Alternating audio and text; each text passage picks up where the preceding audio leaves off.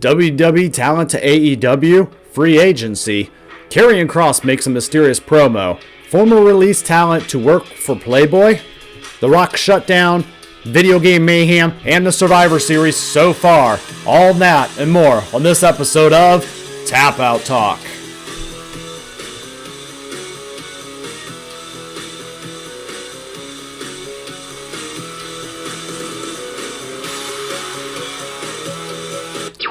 All right, everybody, welcome to Tap Out Talk. It's that time again for WWE news and rumors. Before we get started, I would just like to say please like, share, and subscribe to the channel. It greatly helps me out. I am a newer channel, and it allows me to also interact with you guys. Twitter is the best place to interact with me on the channel where we can actually talk and interact. The comments down in the section below I try to keep up with as well, but definitely like and share. Let's go ahead and jump in. Welcome to the next episode, 17, Survival Mode for Tap Out Talk. So I want to start off with a little bit of a statement, and I want to say, separate from the hell that guides you. There's no escape. Now no one will survive. Okay, and that was a very good quote by the great poet, Tommaso Ciampa. And if this guy knows anything, he does know survival. He has survived so many matches. He has survived Survivor Series where no one will survive. And he's survived WWE release parties. So Tommaso Ciampa is the ultimate survivor. And that's why he's my focus of this week. So let's get into a lot of those stories we mentioned in the opening and talk about each of them. All right, first is WWE Talent to AEW. Well, it seems that we've been having a lot of talent trade-off lately, and it's more been WWE Talent to AEW. And Vince McMahon has been releasing guys left and right. Tony Khan's very acknowledging of this.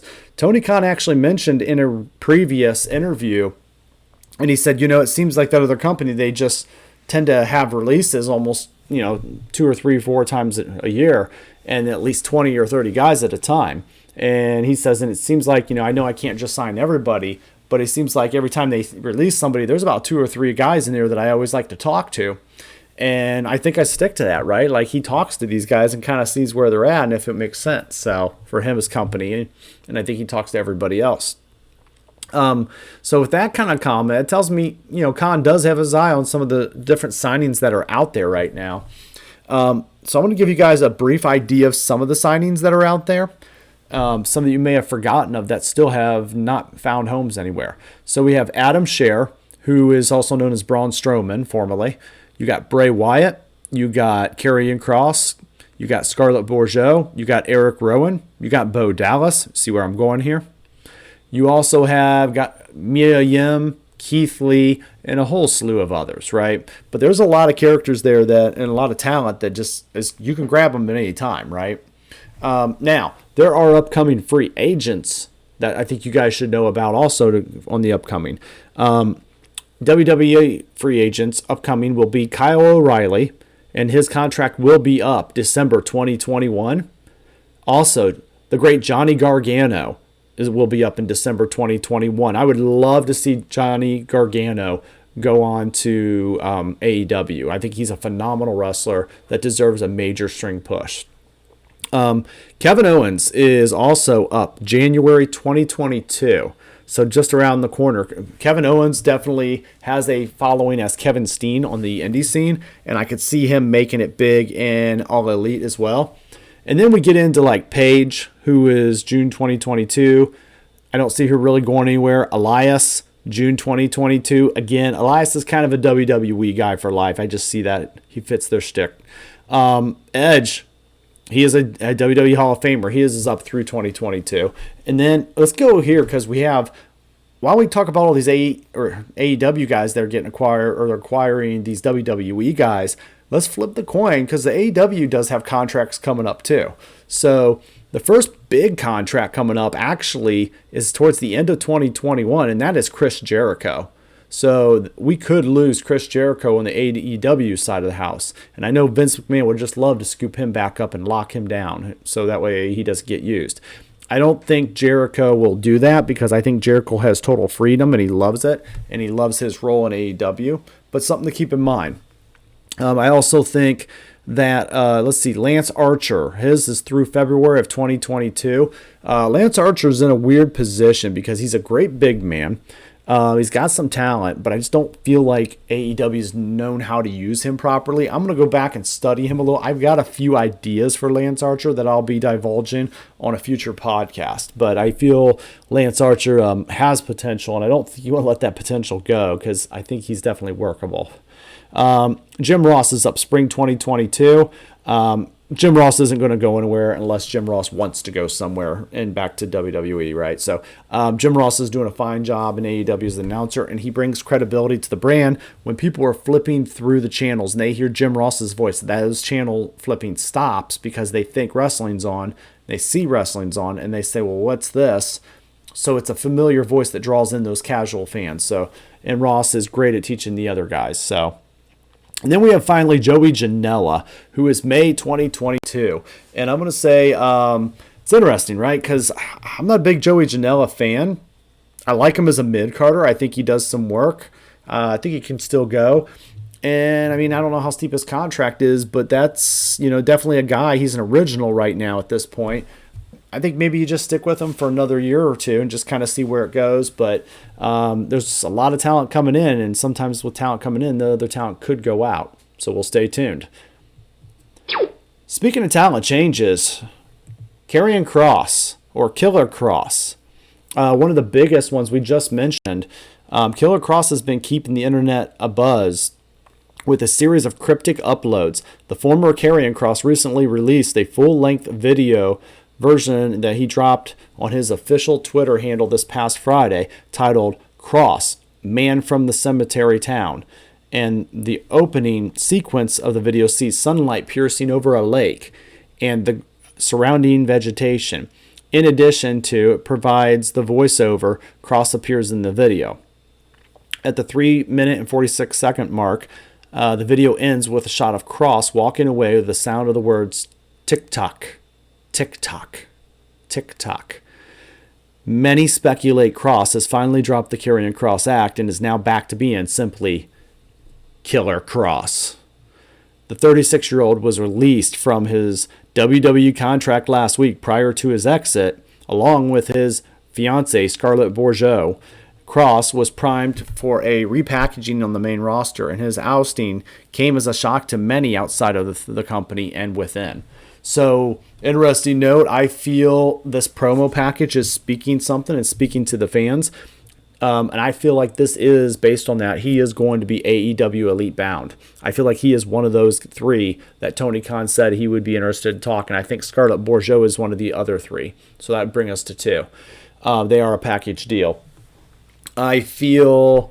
And I see Kross is, this reminds me, I'm basing that on when Dean Ambrose was a free agent. He left the WWE. He did a very high production promo just like this of him breaking out of a prison, and he had the hounds, chasing him, which was, and everything replicated. Breaking out of a prison was WWE. We broke down the trailer and we said the hounds represented the Hounds of the Shield and how they were trying to trap him back in. And it was very, it was an artistic piece.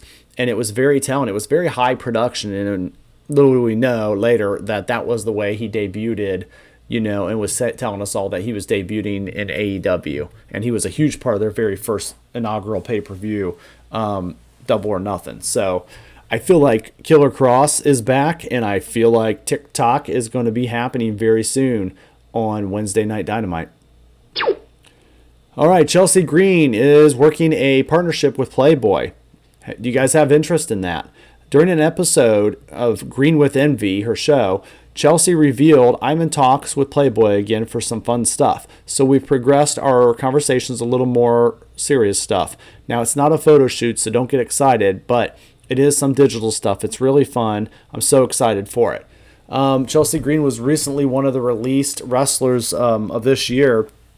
And so she's kind of trying to stay relevant in the wrestling world and the entertainment world, right? So she's starting to do a little more with Playboy Industries. So does that bring you any excitement? Let us know.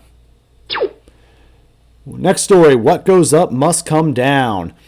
If you're upset about the lack of content from Up, Up, Down, Down as of late, it appears the WWE is to blame. Xavier Woods' Up, Down, Down YouTube channel hasn't posted any actual content in 3 weeks now.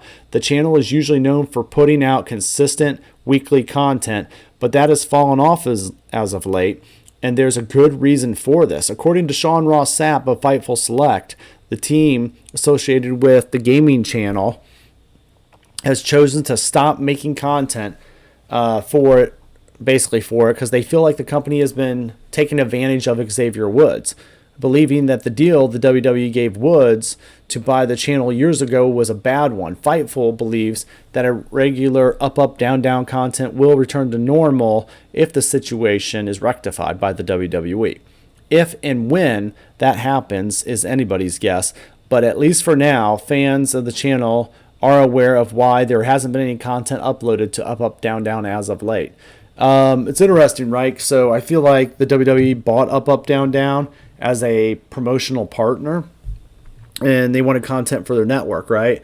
And then it seems like they just kind of came in and robbed these guys who were trying to build up a channel and a content, and in exchange for their network and exposure. So, while we're waiting for this to get resolved, the fans, we're going to be waiting for that situation. Xavier Woods is living out his childhood dream on WWE programming still. He's actually just coming out of a 2021 King of the Ring win, and he's now King Xavier. So we'll see how that kind of goes and what kind of situation comes out with Up, Down, Down. Hopefully it is, because I do know there's a lot. I haven't watched a lot myself, but I do know it's a pretty hot program for a lot of people. Maybe I'll give some of those a check out. All right, our next story, The Rock shut down. That's right, The Rock shut down. Finally. The Rock versus Roman Reigns at WrestleMania 38. Interesting.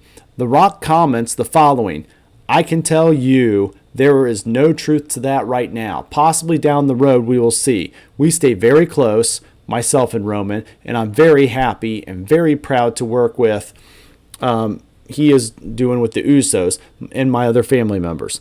Those guys will continue to do what they are doing, and we'll see down the road where it's at. I don't know. Is it a work or a shoot? You guys decide here on Tap Out Talk. Let's not rule out, though, and I want to remind my listeners that Survivor Series, we could not rule out a Survivor Series appearance of The Rock this year at least, right? Because it's been 25 years since The Rock has actually made his debut 25 years ago at Survivor Series. So even if we don't get The Rock live, maybe we get The Rock live via satellite. I think he's one of those guys that could at least pull off a promo and of some sorts of acknowledgement. And the WWE's been putting a lot around celebrating The Rock this month. So we'll keep posted on it. I think it is a deal that will happen. They just got to figure out The Rock's, movie schedule. And it's got to be one of these LA WrestleManias one of these days. So Rock shutting it down for right now. And in our next story, survival of the fittest.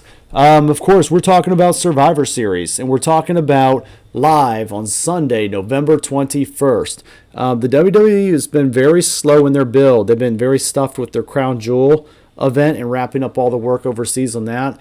But we are slowly starting to announce a little bit of these matches, and I just want to show you guys a little bit of what we got so far. So let's go right in and let's see how we feel about this.